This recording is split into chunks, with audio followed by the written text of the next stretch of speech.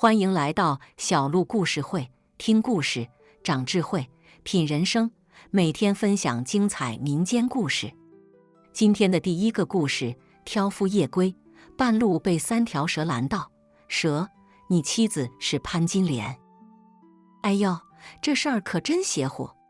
村里的老王头抽了一口旱烟，眉头紧锁，对着围坐在村口大树下的村民们说道：“话说那是一个月黑风高的夜晚，咱们这故事的主角李大山，一个肩挑重担的挑夫，刚从镇上送完货，踏上了回家的路。李大山这人身子骨硬朗，为人老实巴交，娶了个如花似玉的媳妇，名叫小翠。村里人都说他是祖坟冒青烟了，修了8辈子的福气。那天晚上，李大山哼着小曲儿，脚步轻快，想着家里热乎乎的饭菜和温柔的媳妇，心里头那个美呀。可谁成想，刚走到村口那片老槐树林的时候，怪事就发生了。嘶嘶嘶，一阵细微却清晰的声音在寂静的夜里显得格外突兀。李大山停下脚步，借着微弱的月光一看，好家伙，3条大蛇横在他的必经之路上，拦住了去路。那3条蛇，一条红，一条绿，一条黑，眼睛泛着幽幽的光，直勾勾地盯着他，仿佛要看穿他的灵魂似的。哎呀妈呀，这是要干啥？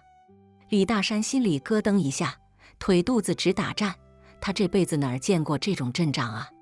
他小心翼翼地绕开，刚迈出一步，那3条蛇竟然齐刷刷地往前挪动了几分，还是把他死死地堵在那里。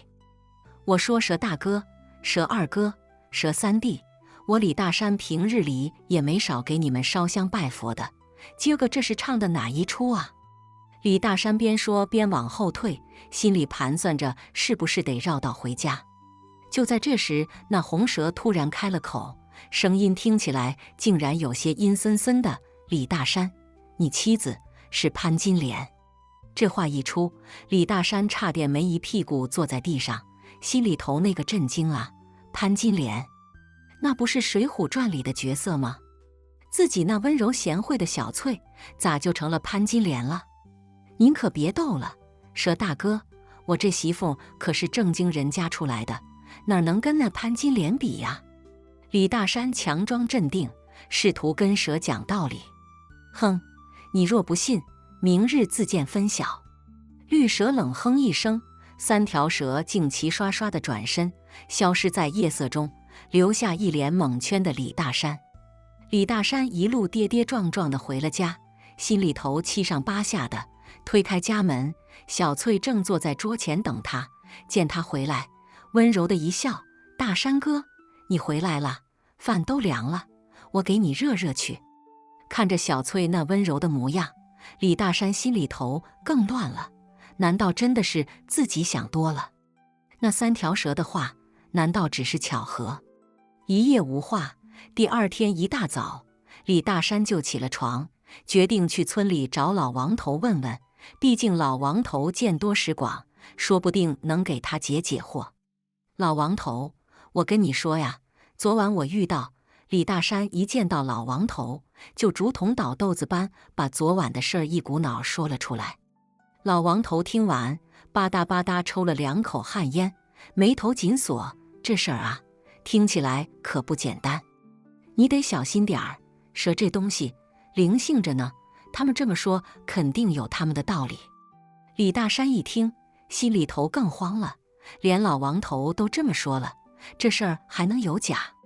他魂不守舍地回到家，一进门却发现家里乱糟糟的，小翠正蹲在地上收拾东西，脸上还挂着泪痕。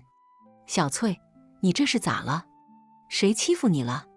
李大山急忙上前问道。小翠抬头看了他一眼，眼眶又红了：“大山哥，我对不起你，哎呀，有啥事儿你就说嘛，咱俩谁跟谁呀？”李大山急得直挠头。小翠咬了咬嘴唇，终于鼓起勇气：“大山哥，其实我不是小翠，我是她的双胞胎妹妹小莲。小翠她年前就得病去世了，我怕你伤心，才冒充他，想陪着你。”这话一出，李大山整个人都懵了，他呆呆地看着小莲，半天说不出一句话来。原来小翠去世后，小莲就一直瞒着李大山，冒充姐姐，希望能代替他，给李大山一个家。那昨晚那3条蛇说的？李大山结结巴巴地问道。小莲低下头，泪水滴落在地板上。大山哥，对不起，我其实也不知道怎么回事，但是我绝不是潘金莲那样的人，我只是想给你一个家。李大山心里五味杂陈，一方面他被小莲的深情所感动，另一方面他又觉得这事儿太过离奇，自己仿佛掉进了一个巨大的漩涡里，出不来了。就在这时，门外突然传来一阵急促的脚步声，只见老王头气喘吁吁地跑了进来。大山，快跟我走，村口那棵老槐树下有人发现了一具尸体，看穿着打扮像是小翠。李大山一听，整个人如遭雷击，他跌跌撞撞地跟着老王头跑到村口，果然看到了那具熟悉的尸体。那一刻，他仿佛失去了所有的力气，瘫坐在地上，泪水模糊了双眼。这到底是怎么回事？李大山喃喃自语。老王头叹了口气，这事儿啊，怕是没那么简单。你看那3条蛇，说不定就是给小翠报仇的。而小莲，她虽然冒充了小翠，但她的心意却是真的。李大山望着天空，心里一片茫然。他不知道这一切到底是巧合，还是命运对他的考验。小翠的死，小莲的身份，还有那3条神秘莫测的蛇，这一切都像是迷雾一般，笼罩在他的心头，让他无法呼吸。日子一天天过去，李大山变得沉默寡言，他时常坐在村口的老槐树下，望着远方发呆。而小莲依旧默默地陪在他身边，虽然他知道自己永远无法取代小翠在李大山心中的位置，但他愿意用自己的一生去弥补这个谎言。至于那3条蛇，他们再也没有出现过。但每当夜深人静的时候，李大山总会觉得他们就在某个角落，冷冷地注视着他，仿佛在提醒着他，有些事情永远都无法忘记。故事说到这儿，也算是告一段落了。但李大山和小莲的未来又会如何呢？那3条蛇的背后又隐藏着怎样的秘密呢？这一切或许只有天知道吧。打那以后啊，李大山的日子就不好过了，整天跟丢了魂似的，村里人见了他都躲着走，生怕沾染上啥晦气。小莲呢，也是整日以泪洗面，心里头那个愧疚啊，就跟刀割似的。这天，李大山正坐在村口的老槐树下发呆呢，突然从远处传来了一阵急促的马蹄声。只见一个身着华丽衣裳、骑着高头大马的中年男子朝这边奔来。这是哪路神仙啊？李大山心里头嘀咕着，村里可好久没来过这么体面的人了。那男子到了李大山面前，翻身下马，一拱手道：“请问您是李大山李兄吗？”李大山愣了愣，点了点头：“我是李大山，您是？”男子微微一笑：“在下赵文远，是小翠的远房表哥。”小翠的表哥？李大山心里头咯噔一下，小翠的事儿还没弄清楚呢，这又冒出来个表哥，这事儿是越来越复杂了。赵文远似乎看出了李大山的疑惑，叹了口气道：“李兄有所不知，小翠去世前曾给我写过一封信，说她有个心愿未了，让我务必帮她完成。”“啥心愿？”李大山迫不及待地问道。赵文远从怀里掏出一封信，递给了李大山：“这是小翠的信，你自己看吧。”李大山接过信，拆开一看，只见上面写着：“表哥，我自知时日无多，心中却有一桩大事未了。我死后，希望你能帮我找到那个真正属于我的爱人，告诉他，我从未背叛过他，我一直爱着他。”信还没看完，李大山的眼泪就下来了。他抬头看向赵文远，声音哽咽：“小翠她真的这么写了？”赵文远点了点头，千真万确。小翠临死前最放心不下的就是你，他让我务必找到你，把这事儿告诉你。李大山心里头那个乱呐，小翠死了，小莲又是冒充的，这封信又来得这么突然，他感觉自己就像是被卷进了一个巨大的漩涡里，出不来了。那你来找我是想干啥？李大山擦了擦眼泪，问道。赵文远从怀里掏出一个玉佩，递给李大山，这是小翠的遗物，他说只有你能认出她来。李大山接过玉佩，仔细端详着，这玉佩他再熟悉不过了，是小翠出嫁那天他亲手给小翠戴上的。看着玉佩，李大山的思绪又回到了和小翠在一起的那些美好时光。李兄，我看得出来，你是个重情重义的人，小翠没有看错你。赵文远拍了拍李大山的肩膀，说道。李大山叹了口气，可现在小翠不在了，一切都晚了。不晚。赵文远突然提高了声音，小翠还有个心愿，她想和你再见一面。啥？再见一面？李大山惊讶地张大了嘴巴。赵文远点了点头，没错，我此次前来就是为了帮你和小翠再见一面。这怎么可能？李大山简直不敢相信自己的耳朵。赵文远神秘一笑，李兄，你有所不知，我这位表妹啊，生前学过一些奇门遁甲之术。她临死前曾告诉我，她可以通过一种秘法，让自己的灵魂暂时离开身体，和你见上一面。这也太玄乎了吧！李大山心里头那个震惊啊，这事儿要是搁以前，他肯定是嗤之以鼻，但现在经历了这么多离奇的事儿，他倒是有点相信了。赵文远看出李大山的犹豫，从怀里掏出一张符纸，递给他：“李兄，你若不信，可以试试看。这张符纸是小翠亲手画的，只要你把它贴在额头上，就能和她见面了。”李大山半信半疑地接过符纸，心里头那个纠结呀。试试吧，万一真能见着小翠呢？不是吧，又怕错过这个机会，后悔一辈子。最终，李大山一咬牙，心一横，把符纸贴在了额头上。只见符纸刚一贴上，他的眼前就闪过一道白光，紧接着他就感觉自己的灵魂好像被什么东西抽离出了体外，飘飘悠悠地飞了起来。不一会儿，他就来到了一个熟悉的地方，那正是他和小翠曾经住过的小屋。只见小翠正坐在床边，一脸温柔地看着他，仿佛从未离开过一样。大山哥，你来了。小翠的声音还是那么温柔，那么动听。李大山看着小翠，激动得热泪盈眶。小翠，真的是你吗？我不是在做梦吧？小翠微笑着摇了摇头。大山哥，你不是在做梦，我真的回来了。李大山上前一步，想要抱住小翠，却发现自己怎么也抱不住。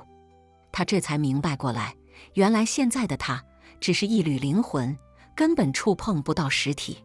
小翠，你咋变成这样了？李大山哽咽着问道。小翠叹了口气，大山哥，其实我一直没告诉你，我其实是个妖精。我修炼了几百年，才化为人形，遇到了你。我本想和你白头到老，可没想到我命中有此一劫，无法逃脱。啥？你是妖精？李大山惊讶地张大了嘴巴，这事儿也太离奇了吧。小翠点了点头，没错，我是妖精，但我对你的爱却是真的。我从没背叛过你，我一直爱着你。李大山心里头那个乱啊，这事儿咋就越说越离谱了呢？小翠是妖精，这事儿他咋从来没听说过呢？那你为啥不早点告诉我？李大山问道。小翠低下头，声音有些哽咽，我怕你害怕，我怕你离开我，所以我一直瞒着你，没想到最终还是没能逃过这一劫。李大山心里头那个愧疚啊，他没想到自己竟然一直误会着小翠，还把她当成了潘金莲那样的女人。小翠，对不起，是我错怪你了。李大山流着泪说道。小翠抬起头，勉强挤出一丝微笑：“大山哥，你别这么说，我不怪你，我只希望你能记住我，记住我们曾经的美好时光。”李大山点了点头：“我记住了，我永远都记住了。”就在这时，小翠的身影突然变得模糊起来，仿佛要消失了一样。“小翠，你要去哪儿？”李大山着急地喊道。小翠微笑着说道：“大山哥，我要走了，你要好好活着，找个好女人，过上好日子。”“不，我不要你走，我要和你在一起。”李大山大喊着，想要抓住小翠，却发现自己怎么也抓不住。转眼间，小翠的身影就彻底消失了，只留下一片空白。李大山的灵魂也仿佛被一股力量拉回了身体里，他猛地睁开眼睛，发现自己又回到了村口的老槐树下。“小翠，小翠！”李大山大喊着，想要留住那份美好的回忆，却只能听到自己的回声在空荡荡的夜空中回荡。从那以后啊，李大山就彻底变了个人。他不再沉默寡言，而是变得开朗起来，经常和村里人打交道，脸上也总是挂着笑容。村里人都说李大山这是想开了，要重新开始生活了。只有李大山自己知道，他心里头始终忘不了小翠。每当夜深人静的时候，他都会拿出那块玉佩，看着她发呆，仿佛这样就能看到小翠一样。至于小莲呢，她看到李大山的变化，心里头也很高兴。她知道自己永远无法取代小翠在李大山心中的位置，但只要李大山能开心起来，她就心满意足了。日子一天天过去，李大山和小莲也慢慢地产生了感情。虽然他们都知道这份感情永远无法替代李大山对小翠的爱，但他们还是愿意珍惜彼此，共度余生。而关于小翠是妖精的事儿，李大山始终没有告诉任何人，他把它当作一个秘密，深深地埋藏在心底。每当夜深人静的时候，他都会拿出那块玉佩，对着她轻声说道：“小翠，你还好吗？我永远都爱你。”故事说到这儿啊，也算是告一段落了。但李大山和小翠、小莲的未来呀，又会如何呢？这事儿啊，恐怕只有天知道吧。今天的第二个故事，妇女赤身死在家中，瘫痪丈夫被吓傻，县令说不要装了。这咋回事啊？这大白天的，咋就光溜溜的躺地上了呢？村头老槐树下，一群村民围在一起，七嘴八舌地议论着。只见一个妇女赤身裸体地躺在地上，身上没有一丝衣物，脸色惨白，双眼紧闭，早已没了气息。这不是老李家那口子吗？他咋跑这儿来了？还这德行？可不是嘛，老李头还瘫在床上呢，这家里头出事儿了，他咋知道啊？村民们议论纷纷，却没人敢上前查看。就在这时，一个踉跄的身影从人群中挤了出来，正是那瘫痪在床的老李头。他脸色苍白，眼神呆滞，看到地上的媳妇，整个人如遭雷击，瘫坐在地上，嘴里喃喃自语：“咋会这样？咋会这样？”这事儿发生在江南水乡的一个小村庄里，名叫杏花村。杏花村依山傍水，风景秀丽，村民们世代以捕鱼为生，日子虽不富裕，但也算过得去。老李头是村里出了名的老实人，年轻时因一场意外摔断了腿，从此瘫痪在床，家里的重担都落在了媳妇王氏身上。王氏是个勤劳能干的女人，不仅要照顾瘫痪的丈夫，还要操持家务，抚养一双儿女。尽管生活艰辛，但她从未有过一句怨言，总是笑眯眯地面对生活。然而谁也没想到，这样一个好女人，竟然会赤身裸体地死在了村头。消息很快传遍了整个村庄，村民们议论纷纷，猜测着王氏的死因。有人说是被野兽袭击了，有人说是遇到了采花贼，还有人说是自杀。但无论哪种说法，都让人心里发毛，毕竟这事儿太诡异了。县令张大人接到报案后，立即带着衙役们赶到了杏花村。他仔细查看了王氏的尸体，发现他身上除了几处擦伤外，并没有明显的外伤，而且他的衣物被整齐地叠放在一旁，仿佛是他自己脱下来的。这案子有些蹊跷。张大人眉头紧锁，对身边的师爷说道。师爷点头附和道：“是啊，大人，这王氏好端端的咋会跑到村头来？还这德行，这事儿恐怕不简单。”张大人决定先找老李头了解情况。他来到老李头家，只见老李头还瘫坐在地上，眼神呆滞，嘴里不停地念叨着：“咋会这样？咋会这样？”张大人蹲下身子，轻声问道：“老李头，你媳妇的事儿你听说了吗？”老李头抬起头，看了张大人一眼，点了点头，眼泪顺着脸颊滑落。“你媳妇平时有啥异常吗？比如跟什么人有过节，或者最近有没有遇到什么奇怪的事儿？”张大人继续问道。老李头摇了摇头，哽咽着说道：“没有，我媳妇她人好，跟村里人都处得不错，最近也没啥奇怪的事儿啊。”张大人皱了皱眉，觉得老李头的话有些不对劲。他仔细观察着老李头的表情和动作，发现他虽然看似悲伤，但眼神中却透露出一丝不易察觉的慌乱。“老李头，你媳妇死了，你心里肯定不好受，但你要记住，这事儿关乎她的名誉，也关乎咱们整个村子的安宁。你要是知道什么，一定要告诉我。”张大人语重心长地说道。老李头又摇了摇头，低声说道：“大人，我真的不知道，我媳妇她咋就突然没了呢？”张大人叹了口气，决定先从村里其他人入手调查。他带着衙役们走访了王氏的邻居和亲朋好友，试图从他们口中找到一些线索。然而经过一番询问，张大人发现王氏在村里的人缘很好，并没有与人结仇，而且他最近也没有遇到什么奇怪的事儿。这事儿越来越棘手了。张大人对师爷说道。师爷也皱起了眉头，沉思片刻后说道：“大人，要不咱们再回老李头家看看，说不定能发现什么蛛丝马迹。”张大人点了点头，带着师爷和几个衙役又回到了老李头家。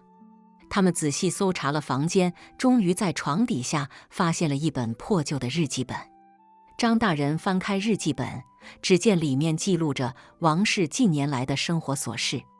翻到最后一页时，他看到了这样一段话：“今天我终于做出了决定，我不能再这样下去了，我要为自己活一次，哪怕付出再大的代价，我也要离开这个家，离开这个让我窒息的地方。”看来这王氏是早有预谋啊。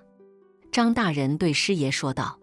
师爷点了点头，低声说道：“是啊，大人，这王氏怕是早就想离开老李头了，只是没想到会以这种方式结束。”张大人决定再找老李头谈谈。他来到老李头面前，直视着他的眼睛，说道：“老李头，你媳妇的日记本我已经看过了，她早就想离开你了，这事儿你知道吗？”老李头浑身一颤，眼神中闪过一丝惊恐。他张了张嘴，想要说什么，却又不知道该如何开口。张大人继续说道：“你媳妇的死恐怕跟你脱不了干系。你虽然瘫痪在床，但并不代表你没有能力杀人。说吧，你到底是怎么做到的？”老李头脸色苍白，额头上渗出了细密的汗珠。他颤抖着嘴唇，低声说道：“大人，我冤枉啊！我媳妇她真的是自杀的。”自杀？那你说说他为啥要自杀？还有，他为啥会光溜溜地死在村头？张大人质问道。老李头低下头，沉默不语。就在这时，一个清脆的声音突然响起：“大人，我知道咋回事儿。”众人循声望去，只见一个14、15岁的小姑娘从门外走了进来，她正是老李头的女儿小花。小花走到张大人面前，低声说道：“大人，我娘她不是自杀的，她是被我爹害死的。”“啥？你爹害死的？这咋回事啊？”张大人惊讶地问道。小花点了点头，眼中闪烁着泪光：“我爹他其实早就跟我娘不和了，他瘫痪在床后，脾气越来越暴躁，经常打我娘。我娘为了这个家一直忍着，可是她心里其实很苦。那天我娘跟我说她不想再这样下去了，她想离开这个家。我劝了她好久，可她就是不听。没想到她竟然……”说到这里，小花已经泣不成声。张大人拍了拍她的肩膀，安慰道：“小花，别哭了，这事儿我们会查清楚的。”小花擦了擦眼泪，继续说道：“那天我娘跟我说完那些话后就出去了，我爹他让我看着他，不让我出去。我害怕，就躲在了门后。然后我就听到我娘在院子里喊救命。我爹他竟然用绳子把我娘吊在了树上，我吓得不敢出声。后来我爹他就把我娘的衣服脱了下来，扔在了村头。”“啥？竟然是这样？”张大人震惊不已，师爷也露出了难以置信的表情。这老李头看着挺老实的，没想到竟然干出这种事儿来。张大人怒视着老李头，大声说道：“老李头，你还有啥好说的？你媳妇的死就是你害的。”老李头浑身颤抖，脸色已经变得煞白。他张了张嘴，想要辩解，却发现自己已经说不出话来。就在这时，一个衙役突然喊道：“大人，你看这是啥？”众人循声望去，只见衙役手里拿着一个药瓶，药瓶上写着“断肠散”3个字。这是我给我爹买的药。小花惊讶地说道：“啥？你给你爹买的药？这咋回事啊？”张大人疑惑地问道。小花解释道：“我爹他最近总是肚子疼，我就给他买了这个药。可是我没想到他会用这个药来害我娘。”张大人恍然大悟，他看着老李头，冷冷地说道：“不要装了，老李头，你媳妇的死就是你一手策划的。你利用断肠散毒死了她，然后又伪造了自杀的现场。你以为这样就能逃脱罪责吗？告诉你，门儿都没有。”老李头瘫坐在地上，眼神中充满了绝望。他知道自己已经无力回天了，只能等待着法律的制裁。经过一番审理，张大人最终判处老李头死刑，剥夺政治权利终身。小花则因为年幼无知，被免于刑事处罚，但她也要为自己的行为付出代价，被送往孤儿院抚养。杏花村的村民们得知真相后，纷纷感叹不已。他们没想到，这个看似平静的村庄里，竟然隐藏着如此骇人听闻的秘密。而王氏的死，也成为了村民们心中永远的痛。这事儿虽然过去了很久，但每当提起王氏和老李头，村民们还是会唏嘘不已。他们感叹着人生的无常和命运的残酷，也更加珍惜眼前的幸福和安宁。这事儿一出啊，杏花村里头可是炸了锅了。村民们议论纷纷，都说老李头是个狠角色，连自己媳妇都能下得去手。可谁也没想到，这事儿还有后续呢。就在老李头被判死刑，准备秋后问斩的时候，一个神秘人物出现了。他自称是王氏的远房亲戚，名叫王二狗，从外地赶了过来。我说乡亲们啊，这事儿可不对劲儿啊！王二狗一进门就嚷嚷开了：“我那苦命的表妹啊，咋能是自杀呢？肯定是被人害的呀！村民们一听这话，都愣住了。这王二狗是打哪儿冒出来的呀？还说得这么斩钉截铁。张大人也接到了消息，赶紧把王二狗带到了衙门。他仔细打量着这个神秘人物，只见他身材魁梧，满脸络腮胡，一看就是个不好惹的种。你说你是王氏的远房亲戚，有啥证据呀？张大人问道。王二狗从怀里掏出一块玉佩，递给了张大人。您看，这是我表妹当年出嫁时我送给她的嫁妆。这玉佩可是我们家的传家宝，假不了。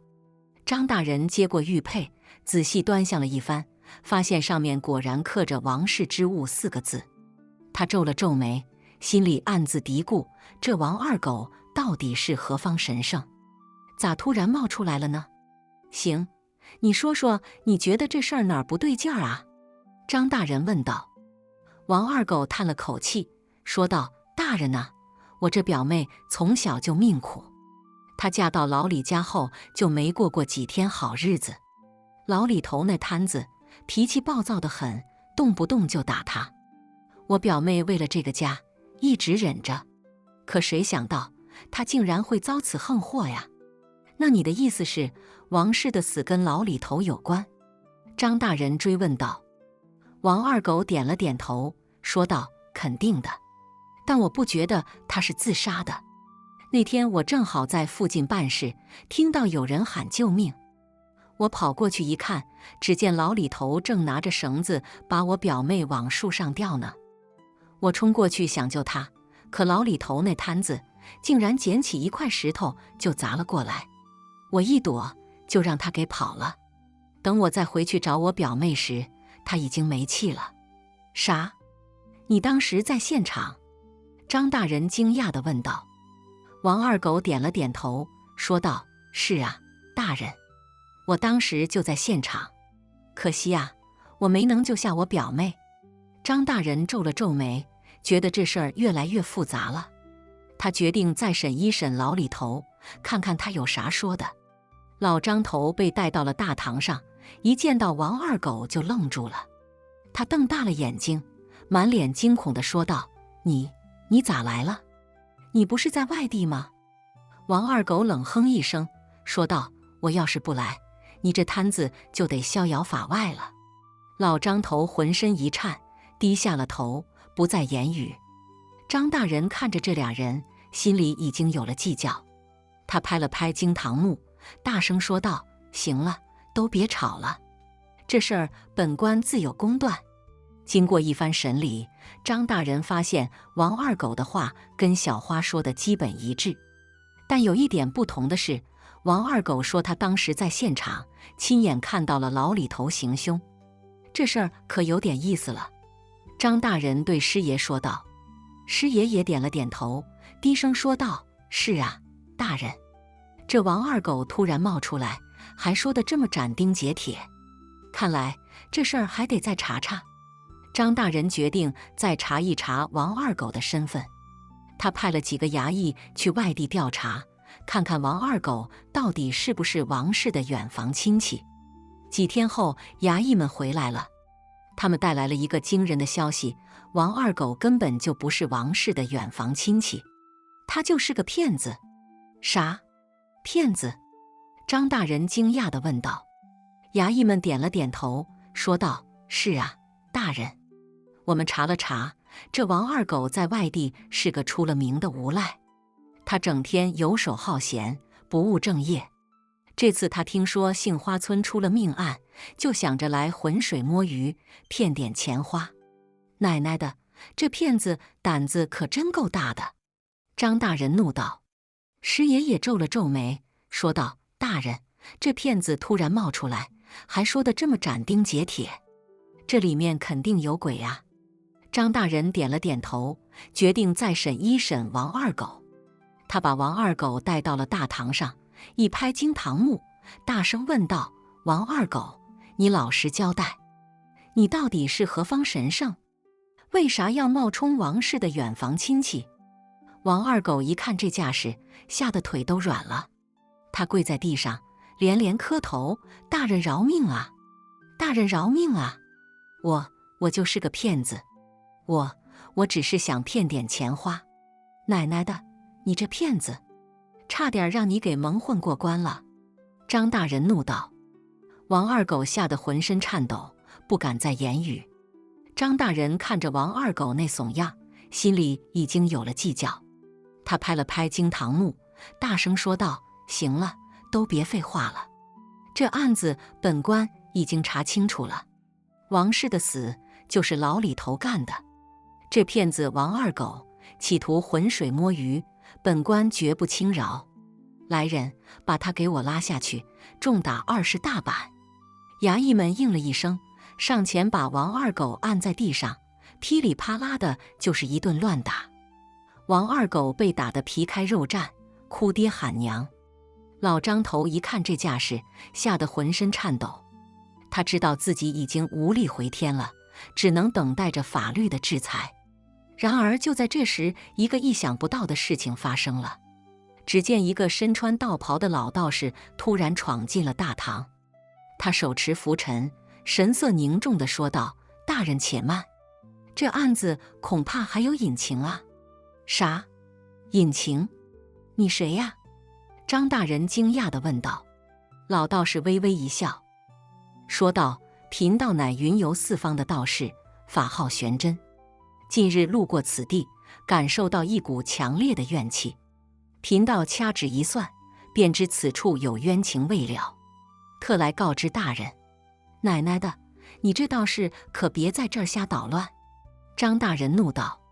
玄真道士却不为所动，继续说道：“大人若是不信，可随贫道去一看究竟。”张大人皱了皱眉，心里暗自嘀咕：这道士到底是何方神圣？咋突然冒出来了呢？但转念一想，反正这案子也查得差不多了，不如就随他去一趟，看看他到底有啥说的。于是张大人带着师爷和几个衙役，跟着玄真道士来到了杏花村的一片荒地。只见那里有一座孤零零的坟墓，正是王氏的安息之地。玄真道士走到坟墓前，从怀里掏出一张符纸，贴在了墓碑上。然后他闭上眼睛，口中念念有词。不一会儿，只见墓碑上突然冒出一股黑烟，直冲云霄。啥玩意儿？这是咋回事啊？张大人惊讶地问道。玄真道士睁开眼睛，神色凝重地说道：“大人请看，这便是王氏的冤魂。他死的冤枉啊，灵魂不得安息。贫道这就为他超度，让他早日投胎转世。”说完，玄真道士便开始念起经文来。只见那黑烟在空中盘旋了几圈后，渐渐消散无踪。张大人看着这一幕，心里暗自嘀咕：这道士还真有两下子啊！看来这案子还真得重新审一审了。回到衙门后，张大人决定再审老李头。他把老李头带到了大堂上，一拍惊堂木，大声问道：“老李头，你老实交代，王氏的死到底是不是你干的？”老李头浑身一颤，低下了头，不敢言语。张大人怒道：“奶奶的，你这摊子，还不快说实话！再不说实话，大刑伺候！”老李头吓得浑身颤抖，终于开口说话了：“大人饶命啊！我说实话，那天我确实跟王氏吵了几句嘴，但我真没杀他呀！我就是把他吊在了树上，想吓唬吓唬他，可谁想到他竟然死了！”“啥？你只是把他吊在了树上，没杀他？”张大人惊讶地问道。老李头点了点头，说道：“是啊，大人，我真没杀他，我就是想吓唬吓唬他。”张大人皱了皱眉，觉得这事儿越来越诡异了。他看了看玄真道士，只见玄真道士微微点头，似乎在暗示他什么。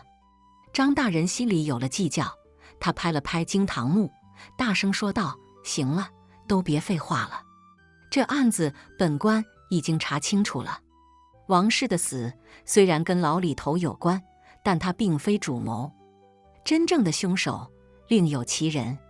啥？另有其人？谁呀？师爷惊讶地问道。张大人没有回答，而是转头看向了玄真道士。只见玄真道士从怀里掏出一面铜镜，递给了张大人。大人请看，这便是贫道的法宝照妖镜，只要用它照一照，真凶自然现身。玄真道士说道。张大人接过照妖镜，仔细端详了一番，只见镜面上刻着一些奇怪的符文，散发着幽幽的光芒。他心里暗自嘀咕，这照妖镜到底灵不灵啊？可别是个假货。但转念一想，反正这案子也查得差不多了，不如就试试这照妖镜，看看他到底有啥本事。于是张大人带着照妖镜再次来到了杏花村。他挨家挨户地走访村民，用照妖镜照着他们的脸，然而照了一圈下来，却啥也没发现。今天的最后一个故事，妇人落难，老汉不准她进门。男子说：“爹，我要娶她为妻。”哎，听说了吗？村东头老李家那档子事儿，可真够邪门的。哦，啥事儿啊？快说说。就那老李头，死活不让他儿子娶回来的媳妇进门，您说这奇不奇怪？哎呀妈呀，还有这事儿？快细细道来。话说在晋南的一个小村庄，名叫槐树村，村里人世代以种田为生，日子虽不富裕，但也算安稳。这村里头有户姓李的人家，老李头是个地道的庄稼汉，一辈子面朝黄土背朝天，硬是把3个儿子拉着大。如今大儿子和二儿子都已成家立业，唯独小儿子李三，20好几的人了，还没个着落。这天傍晚，夕阳把天边染成了橘红色，老李头正坐在门槛上抽旱烟，眯着眼睛享受着一天中最宁静的时刻。突然，一阵急促的脚步声打破了这份宁静。只见李三满头大汗地从远处跑来，身后还跟着一个衣衫褴褛、面色苍白的妇人。爹，爹，您快看看这是谁？李三喘着粗气喊道。老李头抬头一看，这妇人面容憔悴，眼中满是惊恐，仿佛刚从鬼门关走了一遭。这是谁呀？你咋带个陌生人回来？老李头皱起眉头，语气中带着几分不悦。爹，这是秀兰，我在山里遇到的，她迷路了，又受了伤，我不忍心，就把她带回来了。李三急切地解释道。秀兰，老李头心里咯噔一下，这个名字他并不陌生。秀兰是邻村的一个寡妇，丈夫早年因病去世，留下她一个人带着个孩子艰难度日。可最近村里人都传说秀兰家里闹鬼，半夜常有哭声和怪响，吓得她不得不带着孩子逃了出来。哼，你个混小子，你知道她是谁吗？就把她带回来，咱家可不能沾这晦气。老李头生气地站起身，指着秀兰说道。李三一听急了，爹，您怎么能这么说呢？秀兰她一个弱女子，无依无靠的，咱不帮她，谁帮她呀？再说我看上她了，我要娶她为妻。你说什么？你疯了？娶她？门儿都没有！老李头气得胡子直颤，手里的旱烟杆也差点掉地上。秀兰一听这话，眼泪在眼眶里打转，她低下头，不敢看老李头，生怕自己真的成了这个家的累赘。爹，您就让我娶秀兰吧，我保证我会好好待她，不让您操心。李三跪在老李头面前，语气坚定。老李头看着儿子这副模样，心里五味杂陈。他知道儿子是个善良的孩子，可秀兰家的那些传言，让他心里始终有个坎儿过不去。不行，这事儿没商量，你赶紧把他送走。老李头态度坚决，一点商量的余地都没有。李三无奈，只好先安顿好秀兰，在村头的破庙里暂时住下。每天他都会偷偷地给秀兰送些吃的喝的，还帮她找草药治伤。秀兰心里明白，李三对她是真心的，可她也知道老李头那关难过。于是她决定找老李头好好谈谈，解开她心里的疙瘩。这天晚上，月黑风高，秀兰鼓起勇气来到了老李头家门前。她轻轻地敲了敲门，心里忐忑不安。谁呀？老李头的声音从里面传来，透着几分警惕。是我，秀兰。秀兰低声说道。老李头一听是秀兰，心里更来气了。你来干啥？快走，咱家不欢迎你。秀兰没有走，她站在门口，深吸了一口气，说道：李伯，我知道您担心啥，可那些传言都不是真的。我家里确实出过事儿，但那是因为我丈夫去世后，我一个人带着孩子，心里害怕，晚上总是做噩梦，才弄出那些声响的。现在我遇到了李三，他愿意娶我，给我一个家，我真的很感激。请您相信我，我会好好过日子，不会给您添麻烦的。老李头听了秀兰的话，心里有些动摇，但他转念一想，这事儿关乎到儿子的幸福和家族的安宁，不能轻易决定。哼，你说得轻巧，谁知道你说的是真是假？万一你真的是个不祥之人，把咱家也害了怎么办？老李头冷哼一声，语气依然强硬。秀兰一听这话，眼泪再也止不住了，她哭着说道：李伯，我知道您不相信我，但我可以发誓，我秀兰绝不是那种人。如果您还不放心，我可以暂时不住进您家，先在村里找个活干，证明给您看。老李头看着秀兰哭红的眼睛，心里也不是滋味。他知道这事儿不能一棍子打死，得慢慢看。于是他叹了口气，说道：行了行了，别哭了，你先在村里住下吧，等过段时间我再看看你的情况。秀兰一听这话，心里别提多高兴了。她连忙擦干眼泪，给老李头鞠了个躬，说道：谢谢您，李伯，我一定会好好表现的。就这样，秀兰在村里暂时安顿了下来。她每天起早贪黑的干活，帮村里人洗衣服、做饭、带孩子，赢得了大家的好评。老李头看在眼里，心里也慢慢接受了秀兰。转眼间几个月过去了，这天村里突然发生了一件大事儿。村里的老王头在山上砍柴时，不小心摔断了腿，被救回来后躺在床上动弹不得。村里人都说这是老王头年轻时作恶多端，现在报应来了。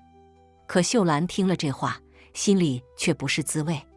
她知道老王头虽然平时爱占小便宜，但人并不坏。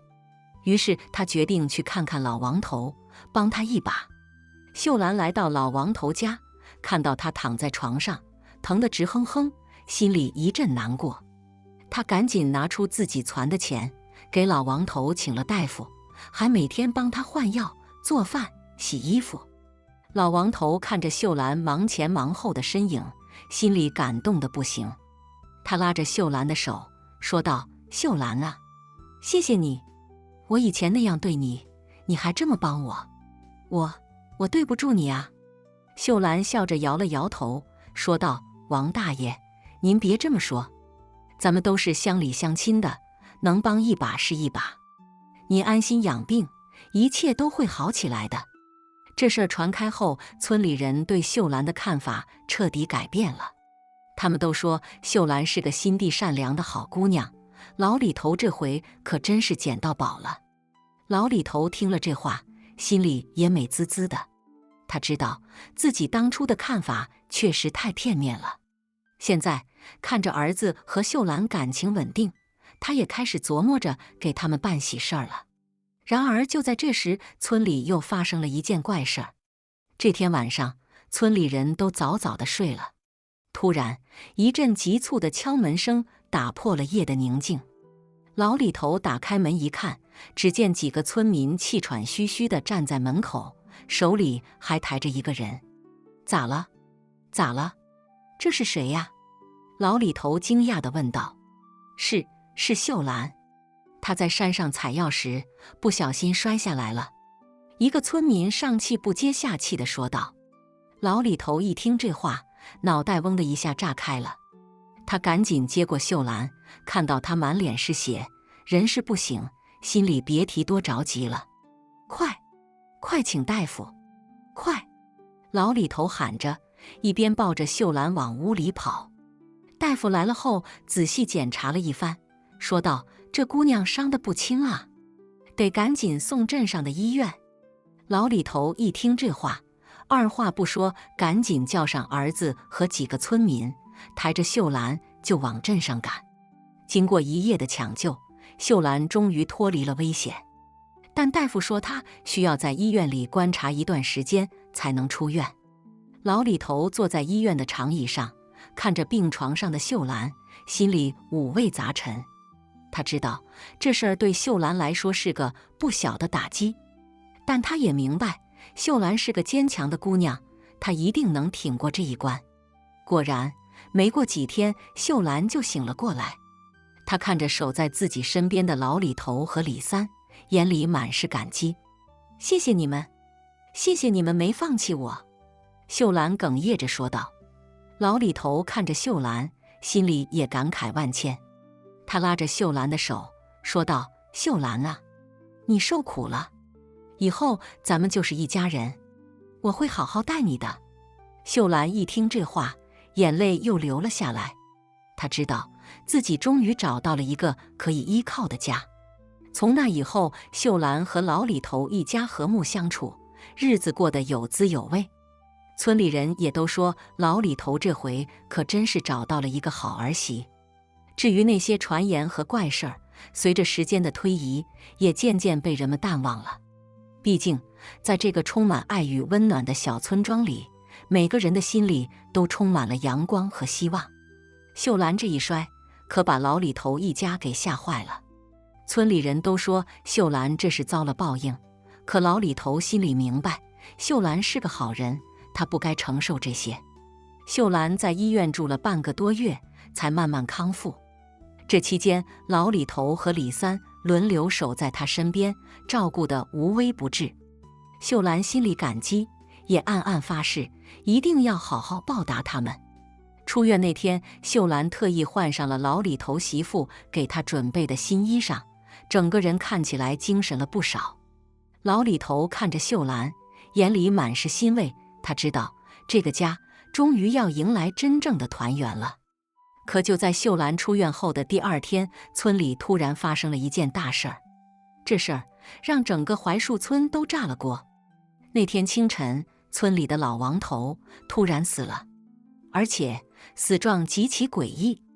据说老王头是半夜里突然大叫了一声，然后就没了动静。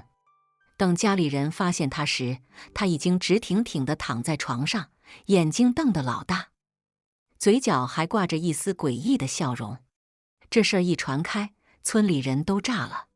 他们都说老王头是被秀兰给克的，因为秀兰之前帮过老王头，老王头才好心没好报，被秀兰身上的晦气给害死了。老李头一听这话，气得差点没晕过去。他知道这些传言都是无稽之谈，可村里人信这个呀。他怕秀兰受不了这个打击，赶紧跑到秀兰屋里，想安慰安慰她。可当他推开屋门时，却发现秀兰已经不在屋里了。老李头心里一紧，赶紧叫上儿子和几个村民，开始四处寻找秀兰。他们找遍了整个村子，也没见到秀兰的踪影。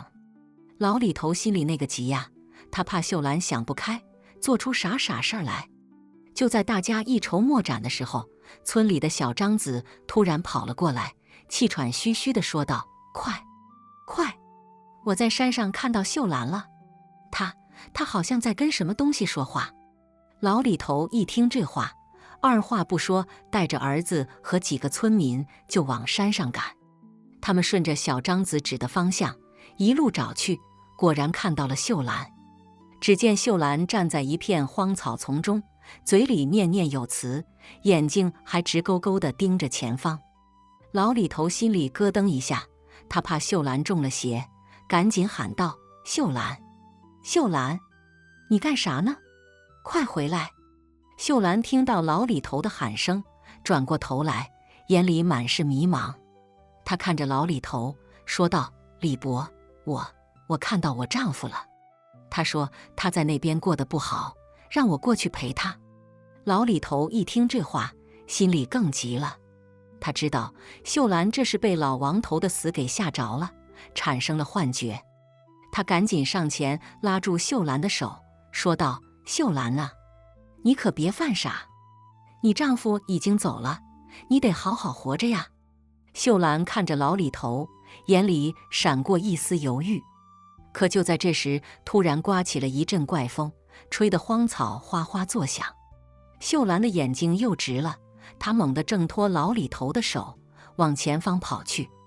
老李头一看这架势，也顾不上那么多了，赶紧带着儿子和村民追了上去。他们一路追一路喊，可秀兰就像中了邪一样，根本停不下来。最后他们追到了一个山洞前，只见秀兰站在山洞口，嘴里不停地念叨着：“丈夫，我来了！丈夫，我来了！”说完，她就要往山洞里冲。老李头一看这情形，也顾不上害怕了，他冲上前去，一把抱住秀兰，喊道：“秀兰，你可别犯糊涂啊！山洞里危险。”秀兰被老李头这么一抱，也清醒了几分。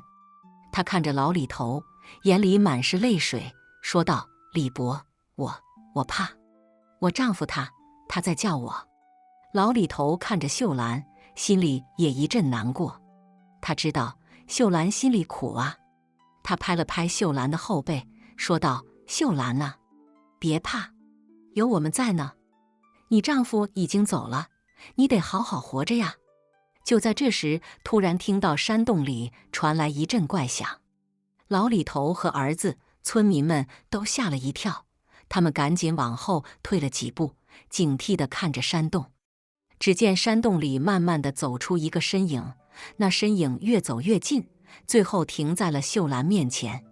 秀兰一看这身影，吓得尖叫了一声，瘫坐在地上。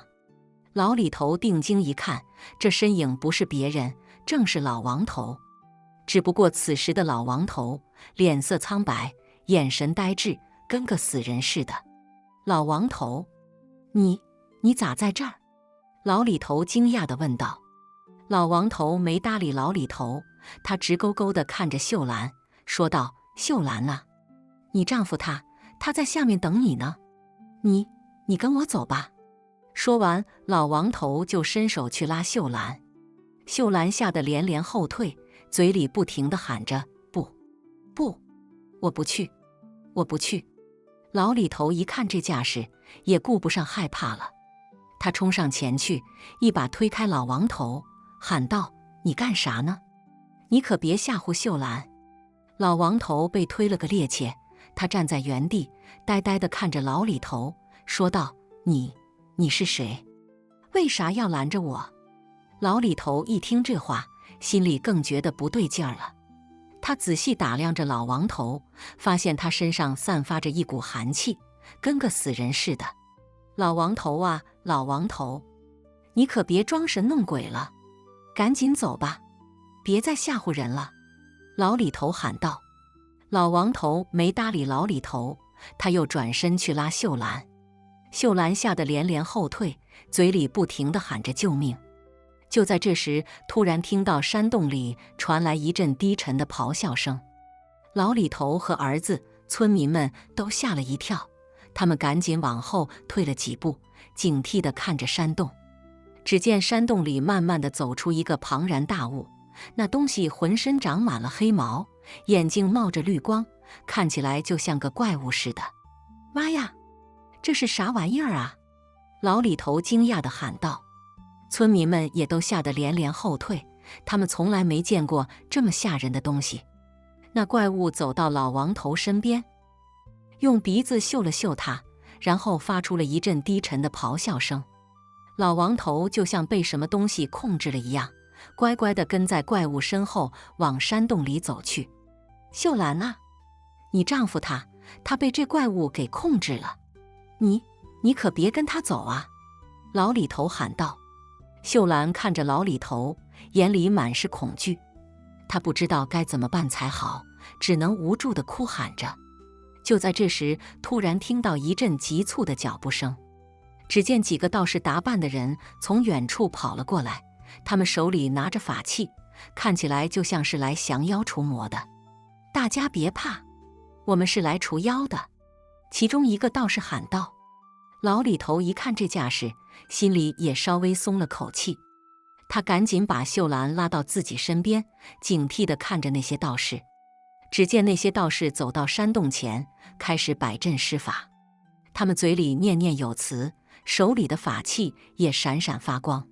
不一会儿，就看到一个光圈从他们手中飞出，直奔山洞里的怪物而去。那怪物看到光圈飞来，吓得赶紧往后退了几步。可就在这时，光圈突然爆炸了，发出一阵震耳欲聋的响声。那怪物被炸得浑身是血，倒在地上不停地抽搐着。老王头看到怪物倒了，也清醒了几分。他呆呆地看着自己的双手，不知道刚才到底发生了什么。道士们趁机上前，用法器将怪物制服。然后他们走到老李头和秀兰面前，说道：“这位施主，您家可有最近去世的亲人？”老李头一听这话，心里咯噔一下，他赶紧说道：“有，我儿子她丈夫前几个月刚去世。”道士点了点头，说道：“那就对了，这怪物是您儿子她丈夫的怨念所化，他因为不甘心离世，所以化作怪物，想要带走您的儿媳。”老李头一听这话，吓得连连后退。他没想到这事儿竟然跟秀兰她丈夫有关。道士们看着老李头，继续说道：“不过您也别太担心，我们已经将这怪物制服了。只要您以后多给您的儿媳一些关爱和温暖，她就不会再被这些怨念所困扰了。”老李头听着道士们的话，心里也慢慢平静了下来。他知道这事儿虽然诡异，但总算是解决了。他感激地看着道士们，说道：“谢谢你们。”道士们笑了笑，说道：“不用客气，这是我们应该做的。你以后多保重吧。”说完，他们就转身离开了。老李头看着道士们远去的背影，心里感慨万千。他知道这事儿虽然过去了，但留给他的教训却是深刻的。他暗暗发誓，以后一定要好好对待秀兰，不再让她受到任何伤害。秀兰看着老李头，眼里满是感激。她知道自己终于找到了一个可以依靠的家。她拉着老李头的手，说道：“李伯，谢谢您救了我。”老李头看着秀兰，眼里满是慈爱。他拍了拍秀兰的手，说道：“秀兰啊，以后咱们就是一家人了，有啥事儿你就跟我说。”秀兰点了点头，眼里闪烁着幸福的泪光。她知道自己终于找到了一个可以安心生活的家。从那以后，秀兰和老李头一家和睦相处，日子过得有滋有味。村里人也都说，老李头这回可真是找到了一个好儿媳。至于那些传言和怪事儿，也随着时间的推移，渐渐被人们淡忘了。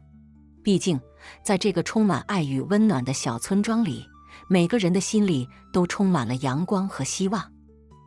好了，今天的故事就听到这了。如果您想发表自己的看法，可以在视频下方随意留言。如果您喜欢我的视频，记得订阅加分享。小鹿祝您好运连连，我们下个视频再见。